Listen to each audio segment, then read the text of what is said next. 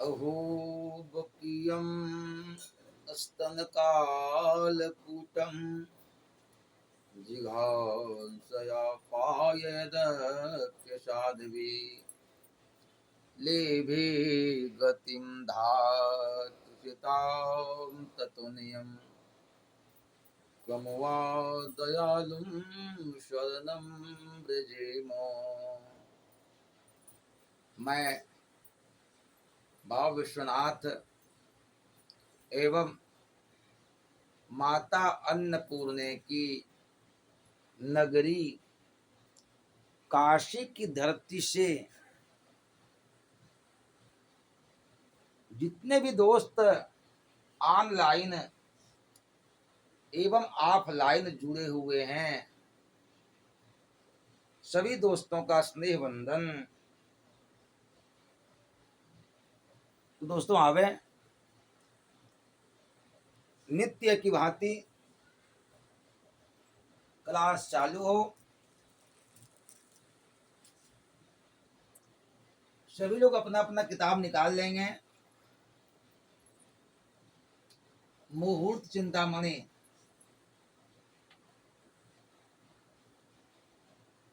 दोस्तों,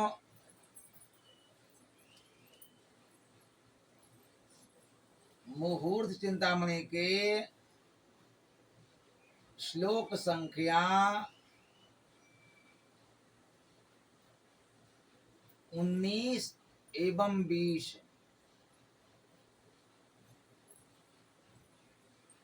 दोस्तों, मुहूर्त चिंतामणि के विवाह प्रकरण के श्लोक संख्या 19।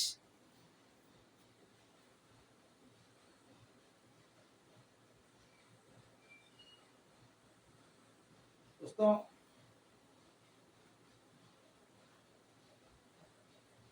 श्लोक संख्या 19 तो हो ही गया था। श्लोक संख्या 19 की पढ़ाई तो हो गई है। आज होगा 20-21। श्लोक संख्या 20 एवं 21। तो दोस्तों, 20वां श्लोक देखिए। देखियो क्या लिखे हैं। द्विषाद्य पाजा कन्या देव सौख्यदा मूलांत पाद सपाद्य पाद जाते तयो शुभे। दोस्तों, इनका अन्वय देखिए। ये क्या लिखे हैं।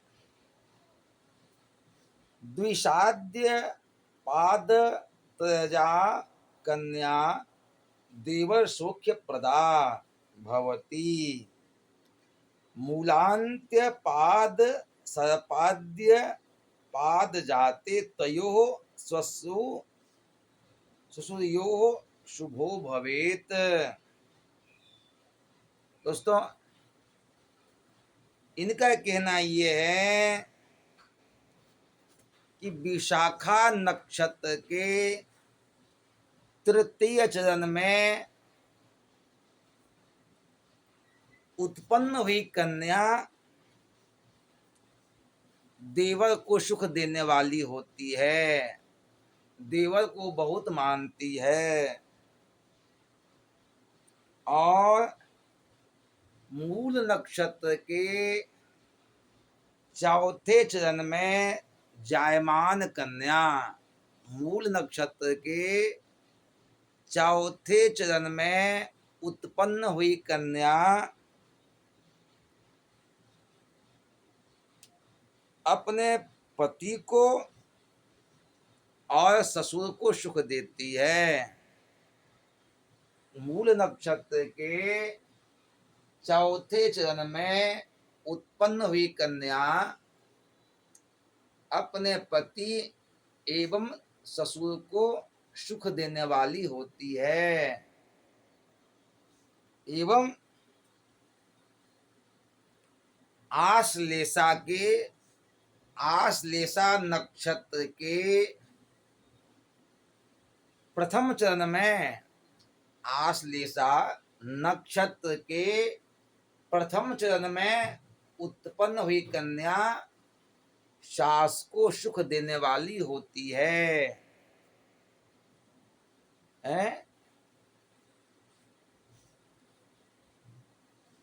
दोस्तों, इसको ऐसे समझिए जैसे कहते हैं कि विशाखा के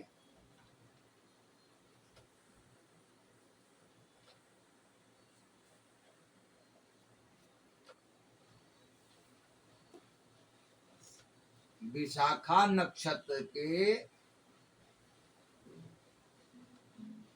तृतीय चरण, दोस्तों विशाखा के अर्थात इनके के ना प्रथम 3 चरणों में, दोस्तों विशाखा नक्षत्र के तृतीय चरण नहीं, बल्कि विशाखा नक्षत्र के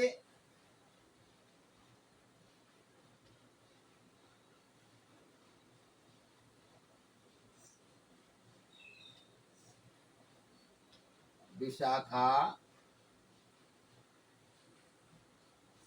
नक्षत्र के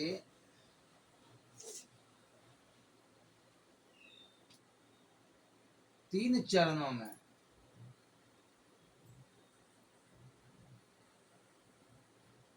उत्पन्न हुई कन्या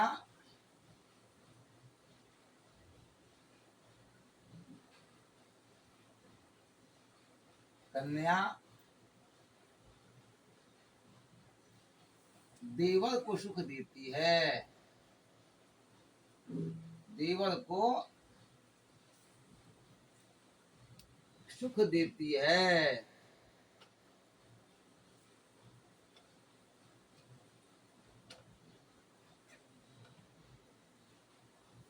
दोस्तों विशाखा नक्षत्र के 3 चरणों में, अर्थात चाहे वो प्रथम चरण हो, चाहे द्वितीय चरण हो, चाहे तृतीय चरण हो, इन विशाखा के तीनों चरणों में उत्पन्न हुई कन्या, विशाखा नक्षत्र के तीनों चरणों में, प्रथम तीनों चरणों में उत्पन्न हुई कन्या देवर को सुख देने वाली होती है। और कहते हैं कि मूल नक्षत्र के, दोस्तों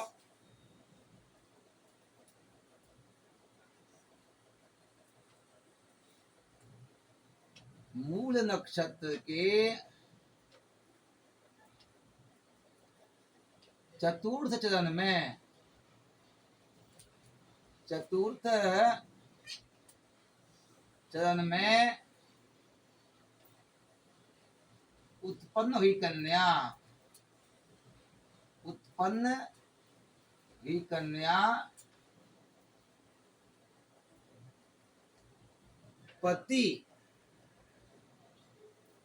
पति एवं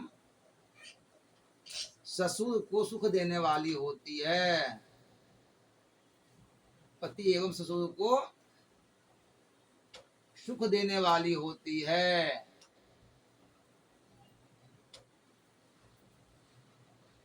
देने वाली होती है। दोस्तों जिस कन्या का जन्म मूल नक्षत्र के चौथे चरण में है, ऐसी कन्या अपने पति एवं ससुर को सुख देने वाली होती है, सुख देती है। और अब ये कहते हैं आश्लेषा।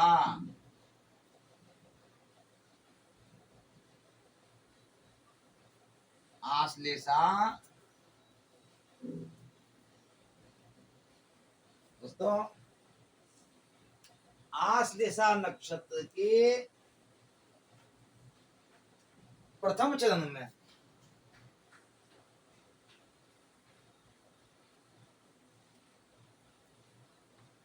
दोस्तों, आश्लेषा नक्षत्र के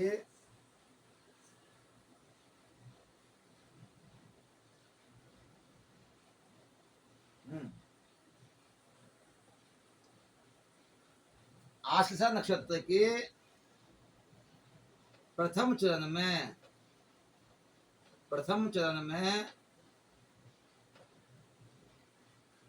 उत्पन्न हुई कन्या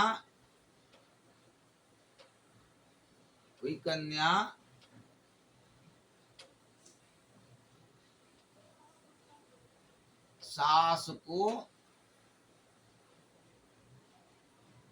सुख देती है।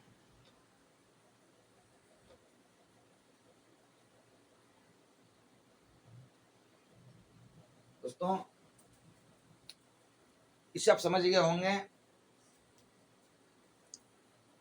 विशाखा नक्षत्र के प्रथम के 3 चरणों में उत्पन्न हुई कन्या देवर को सुख देती है, और मूल नक्षत्र के चौथे चरण में उत्पन्न हुई कन्या पति एवं ससुर को सुख देने वाली होती है। उसी भांति आश्लेषा नक्षत्र के प्रथम चरण में उत्पन्न हुई कन्या सास को सुख देती है। दोस्तों, इसे आप समझ गए होंगे। अब 21वां श्लोक देखिए, क्या लिखे हैं। वर्णो वश्यम तथा तारा योनिश्च ग्रहमेत्रकम गलमेत्रम भकूतम च नाड़ी चैते गुणाधिकाः। दोस्तों, जब लड़का और लड़की का जन्म पत्री का मिलान होता है ना, जब वर कन्या का जन्म पत्री का जब मिलान होता है ना, तो उसमें गुण देखा जाता है कि कितना गुण है, कितना गुण पाया है। उसके लिए वर्ण, वश्य, तारा, योनि, ग्रह मैत्री है, गल मैत्री, भकूट और नाड़ी, इसको देखा जाता है। और इसमें ये कहते हैं कि ये एक से एक गुण में अधिक है। जैसे कि दोस्तों आप ये देखिए, जैसे कि आप ये देखें, वर्ण सबसे पहले क्या आता है, वर्ण, वश्य, वर्ण, वश्य, दूसरा वश्य हो गया, तारा, योनि,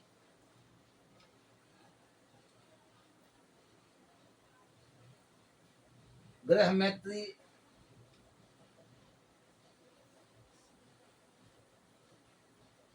ग्रह मैत्री और गण मैत्री।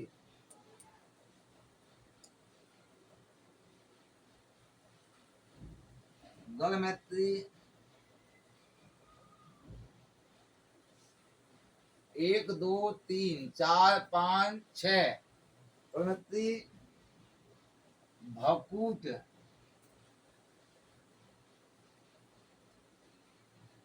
भकूट दोस्तों, ये भकूट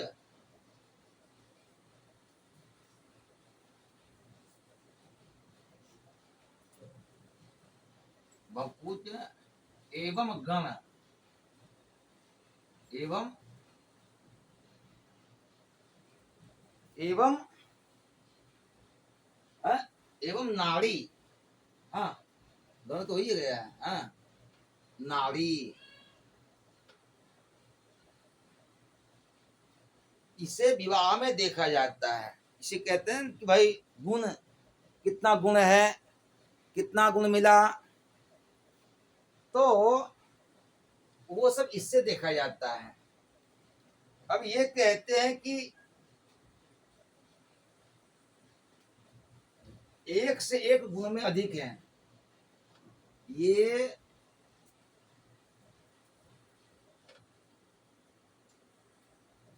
एक से एक गुण में अधिक हैं,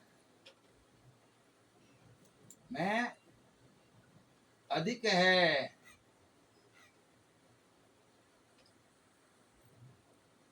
दोस्तों, विवाह महिलापक में अगर यदि किसी की शादी होने वाली है, ऐसी अवस्था में उसका कुंडली का मिलान होता है। कितना गुण आया है? तो वो गुण यहां से ही देखा जाता है।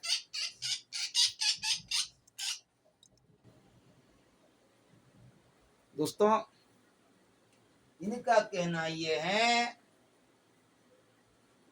कि ये एक से एक गुण में अधिक हैं।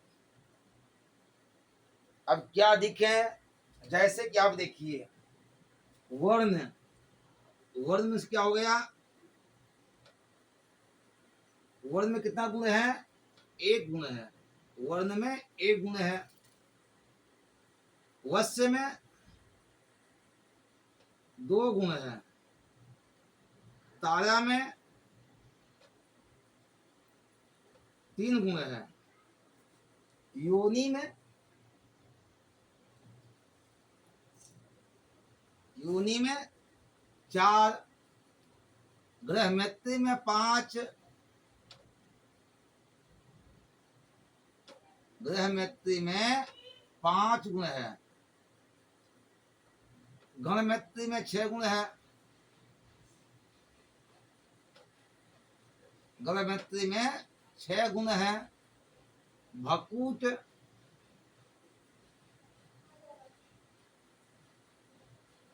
भकूट में 7 गुण है। और नाड़ी में 8 गुण। नाड़ी में 8 गुण। अब इसको आप अगर जोड़ेंगे, अब इससे अगर आप जोड़ेंगे तो यह 36 हो जाएगा। इसे जोड़िए, 8 7 15, 6 21, 5 26, 4 30, 3 33, 2 35, 1 36। दोस्तों,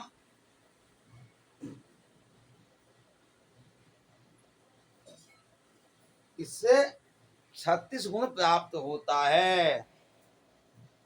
और शादी विवाह में जो लग्न पत्रिका है, जो जन्म पत्रिका का मिलान होता है, उसमें ये सब देखा जाता है। और क्या दोष है? ग्रह मैत्री है कि नहीं है, ग्रह मैत्री है कि नहीं है, का नाड़ी दोष तो नहीं है, भकूट दोष तो नहीं है। तो दोस्तों, इस तरह से धनपत्री को मिलाते हैं और उसके गुण को लिखते हैं। इतना गुण मिला, इतना गुण पाया। दोस्तों आप समझ गए होंगे। अब ये क्लास यहीं संपन्न की जाती है, फिर कल शाम को मिलते हैं। तब तक जय माता दी।